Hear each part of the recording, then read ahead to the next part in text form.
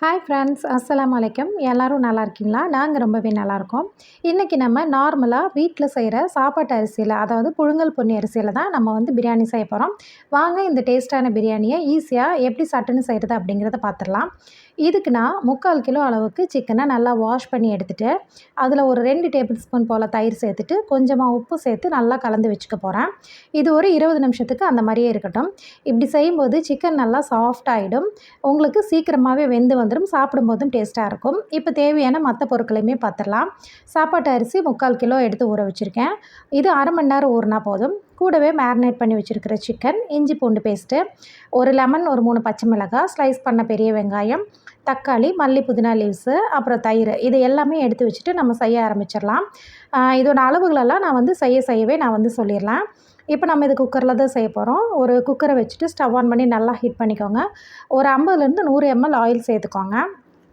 Cooking oil தான் சேர்த்துருக்கேன். இதில் ஒரு 2 பட்டை, 2 கிராம்பு, 2 ஏலக்காய் சேர்த்து நல்லா தாளித்து விட்ருங்க. ஒரு 5 பெரிய வெங்காயத்தை ஸ்லைஸ் பண்ணி வச்சுருக்கேன். அதை உள்ளே சேர்த்துட்டு நல்லாவே கலர் சேஞ்ச் ஆகி வர வரைக்கும் வதக்கி விட்டுக்கணும். பிரியாணிக்கு ஆனியன் நல்லாவே கலர் சேஞ்ச் ஆகி வரணும். அப்போ தான் உங்களுக்கு நல்லாயிருக்கும். கலர் உங்களுக்கு நல்லா கொடுக்கும். அது வரைக்கும் நல்லா பொறுமையாக வதக்கி விடுங்க. வெங்காயம் நல்லா இந்த அளவுக்கு கலர் சேஞ்ச் ஆனதுக்கப்புறமா அரைச்சி வச்சுருக்கிற இஞ்சி பூண்டு பேஸ்ட்டு இது கூட சேர்த்துக்கலாம். இது ஒரு 5-6 டேபிள் ஸ்பூன் இருக்கும். அதையுமே சேர்த்துட்டு ஒரு 2 நிமிஷத்துக்கு மீடியம் ஃப்ளேமில் வச்சுட்டு நல்லா பச்சை வாசனை போகிற வரைக்கும் வதக்கி விட்டுருங்க. உங்களுக்கு ஒரு 2 நிமிஷத்துலேயே உங்களுக்கு வதங்கி வந்துடும். இந்த ஸ்டேஜில் நம்ம ஒரு 2 கைப்பிடி அளவுக்கு மல்லி, புதினாவை வாஷ் பண்ணி எடுத்து வச்சுருக்கோம். அதையும் உள்ளே சேர்த்திடலாம். இந்த ஸ்டேஜ்லேயே நம்ம சேர்க்கும்போது அந்த புதினாவோட வாசனை உங்களுக்கு பிரியாணி நல்லாவே உங்களுக்கு கடைசி வரைக்கும் உங்களுக்கு கிடைக்கும். இப்போ இந்த இலைகளை சேர்த்துட்டு லைட்டாக வதக்கி விட்டுட்டு, மீடியம் சைஸில் ஒரு 5 பீஸ் தக்காளி கட் பண்ணது அதையும் உள்ளே சேர்த்துட்டு, கூடவே நம்ம உப்பையுமே சேர்த்துக்கலாம். நான் ஒரு 1 டீஸ்பூன் போல் உப்பு சேர்த்துருக்கேன்.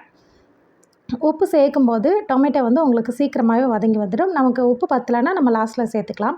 கூடவே ஒரு 3 பச்சை மிளகாயும் ஆட் பண்ணிக்கலாம். ஒரு 2-3 நிமிஷத்துலேயே உங்களுக்கு நல்லா தக்காளி நல்லா வதங்கி வர ஆரம்பிச்சிடும். வதங்கி நல்லா மேஷ் ஆகிடும். நம்ம இப்போ இதில் பிரியாணி மசாலாவை சேர்த்துக்கலாம். நான் ஒரு டீஸ்பூன் போல் சேர்த்துருக்கேன். நம்ம சேனலில் வீட்டிலேயே பட்டை கிராம்பு மசாலா எப்படி பர்ஃபெக்டாக செய்கிறதுன்னு வீடியோ இருக்குது. சேனல் பேஜில் போய் செக் பண்ணி பாருங்கள் ஃப்ரெண்ட்ஸ். கூடவே காரத்துக்கு தகுந்த மாதிரி மிளகாத்தூள் ஒரு 1 டீஸ்பூன் போல் சேர்த்துருக்கேன். இப்போ இந்த மசாலாவையெல்லாம் நல்லா பச்சை வாசனை போகிற வரைக்கும் ஒரு நிமிஷத்துக்கு மிக்ஸ் பண்ணி விட்டுடலாம். ஆல்ரெடி நம்ம ஊற வச்சுருக்கிற சிக்கன் துண்டுகளை இப்போ இந்த மசாலா கூட சேர்த்துக்கலாம். சேர்த்துட்டு சிக்கன் கூட அந்த மசாலா எல்லாம் நல்லா பிடிக்கிற அளவுக்கு நல்லாவே கலந்து விட்டுறணும். கூடவே ஒரு 3 டேபிள் ஸ்பூன் போல் தயிரையும் சேர்த்து நல்லா மிக்ஸ் பண்ணிக்கலாம். நம்ம ஆல்ரெடி சிக்கனை மேரினேட் பண்ணி வைக்கும்போதே நம்ம தயிர் சேர்த்துருக்கோம். ஸோ ஒரு 3-4 டேபிள் ஸ்பூன் மட்டும் தயிர் சேர்த்துட்டிங்கன்னா உங்களுக்கு கரெக்டாக இருக்கும். 3/4 கிலோவுக்கு இப்போ நான் சொன்ன அளவுகள் எல்லாமே கரெக்டாக இருக்கும். இந்த அளவுக்கு நீங்கள் சேர்த்துக்கோங்க. தயிரை சேர்த்து நல்லா கலந்து விட்டுட்டு ஒரு மூடி போட்டு ஒரு 2-3 நிமிஷத்துக்கு விட்டுருங்க. இந்த மாதிரி செய்யும்போது உங்களுக்கு ஆல்ரெடி ஊற வச்ச சிக்கன் அப்படிங்கிறனால டக்குன்னு உங்களுக்கு சீக்கிரமாக வெந்து வந்துடும். ஆயிலுமே நல்லா பார்த்திங்கன்னா தெளிஞ்சு வந்திருக்கும். இப்போ நம்ம இது வெந்திருக்கா அப்படிங்கிறத நம்ம செக் பண்ணிக்கணும். சிக்கன் உங்களுக்கு சீக்கிரமாக வெந்து வந்திருக்கும். இப்போ சாப்பாட்டுக்கு நம்ம என்ன தண்ணி வைப்போமோ அதே அளவு தண்ணியை இப்போ நம்ம சேர்த்துக்கலாம். நம்ம நார்மல் சாப்பாட்டு அரிசி தான் சேர்த்துருக்கறனால நான் 1க்கு 2 தண்ணி சேர்த்துக்கிறேன். நீங்கள் உங்கள் அரிசிக்கு எவ்வளோ சேர்க்கணுமோ அதை சேர்த்துக்கோங்க.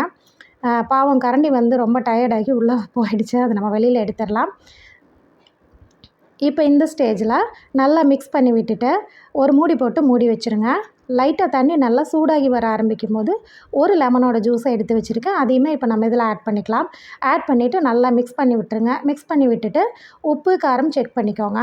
உப்பு காரம் உங்களுக்கு கொஞ்சம் தூக்கலாக இருக்கணும். அப்போ தான் உங்களுக்கு பிரியாணி வெந்து வரும்போது அந்த சிக்கனில் அந்த பிரியாணியெல்லாம் சாப்பிட்றதுக்கு கொஞ்சம் நல்லாயிருக்கும். நார்மலாக குழம்புக்கெல்லாம் செக் பண்ணுறத விட ஒரு துளி அதிகமாக இருக்கிற மாதிரி பார்த்துக்கோங்க. செக் பண்ணி பார்த்துட்டு தண்ணி நல்லா கொதிக்க ஆரம்பிச்சிடும். இந்த டயத்தில் நம்ம நல்லா கழுவி தண்ணியை ஃபுல்லாக வடித்து வச்சுருக்கோம் இல்லைங்களா, அந்த அரிசியை நம்ம ஃபுல்லாத்தையுமே உள்ளே சேர்த்துக்கலாம். பாருங்கள், நம்ம இதுக்கு காஷ்மீரி மிளகாய் தூளோ இல்லை எந்த கலர் பவுடரோ சேர்க்கல. பட் கலர் பாருங்கள், உங்களுக்கு ஆயில் நல்லா தெளிஞ்சு நல்லா ரெட் கலரில் வந்திருக்கு. ஸோ பிரியாணியுமே உங்களுக்கு நல்லா பர்ஃபெக்டான உங்களுக்கு கலரில் வந்துடும். இப்போ ஃபைனலாக இது கூட நான் ஒரு 2 டீஸ்பூன் போல் நெய் சேர்த்துக்கிறேன். உங்களுக்கு நெய் சேர்க்க பிடிக்கலன்னா நீங்கள் சேர்க்க வேண்டியதில்லை. சேர்த்திங்கன்னா இன்னுமே உங்களுக்கு பர்ஃபெக்டாக வரும். உங்களுக்கு எக்ஸ்ட்ரா அந்த ஃப்ளேவர் பிடிக்குன்னா ஒரு 2-3 டேபிள் ஸ்பூன் கூட சேர்த்துக்கலாம். சேர்த்துட்டு நீங்கள் குக்கர் மூடி போட்டுட்டு நான் 2 விசில் தான் விட்டு எடுத்துக்க போகிறேன். நான் எப்போ அவ்வளோதான் விடுவேன். நீங்கள் உங்களுக்கு எவ்வளோ விசில் விடுவீங்களோ உங்கள் ரைஸுக்கு அதுக்கு தகுந்த மாதிரி விசில் விட்டுட்டு ஸ்டவ் ஆஃப் பண்ணிவிடுங்க. விசில் நல்லா ரிலீஸ் ஆனதுக்கப்புறம் நீங்கள் குக்கர் ஓப்பன் பண்ணுங்கள். பாருங்கள், உங்களுக்கு பார்க்கும்போதே தெரியும் சாப்பாடு எவ்வளோ நல்லா வந்திருக்கு அப்படிங்கிறது. நல்லா பொல பொலன்னு இருக்குது. சிக்கனில் வந்து ஆல்ரெடி நம்ம தயிர் சேர்த்து மேரினேட் பண்ணி வச்சுருக்கறனால உங்களுக்கு சிக்கன் சாப்பிடும்போது சக்கையாவோ இல்லை மசாலா பிடிக்காமையோ இருக்காது. ரொம்ப ரொம்ப சாஃப்டாக சாப்பிட்றதுக்கு ரொம்ப டேஸ்ட்டாக இருக்கும். நம்ம இதில் அரிசி மாற்றி போட்டிருக்கறனால அந்த ஃப்ளேவர் கம்மியாக இருக்குமே தவிர டேஸ்ட்டு ரொம்ப ரொம்ப நல்லாயிருக்கும். இதே மாதிரி நீங்களும் ட்ரை பண்ணி பாருங்கள். எல்லா நேரத்துலையுமே நம்ம வீட்டில் வந்து பிரியாணி அரிசி சப்போஸ் இருக்காது. சில டைம் நமக்கு டக்குன்னு பிரியாணி சாப்பிட்ணுங்கிற மூடு வரும். அந்த மாதிரி இருக்கும்போது நீங்கள் இந்த மாதிரி நார்மல் அரிசியிலே ட்ரை பண்ணி பாருங்கள். சைட் டிஷ்ஷாக நீங்கள் ரைத்தா, எக்கு, சில்லி சிக்கன் இந்த மாதிரி வச்சு சாப்பிடுங்க. ரொம்ப டேஸ்ட்டாக இருக்கும். இந்த ரெசிபி உங்களுக்கு பிடிச்சிருந்ததுன்னா ஒரு லைக் பண்ணுங்கள். நம்ம சேனலை புதுசாக பார்க்குறவங்க நம்ம சேனலை சப்ஸ்கிரைப் பண்ணுங்கள்.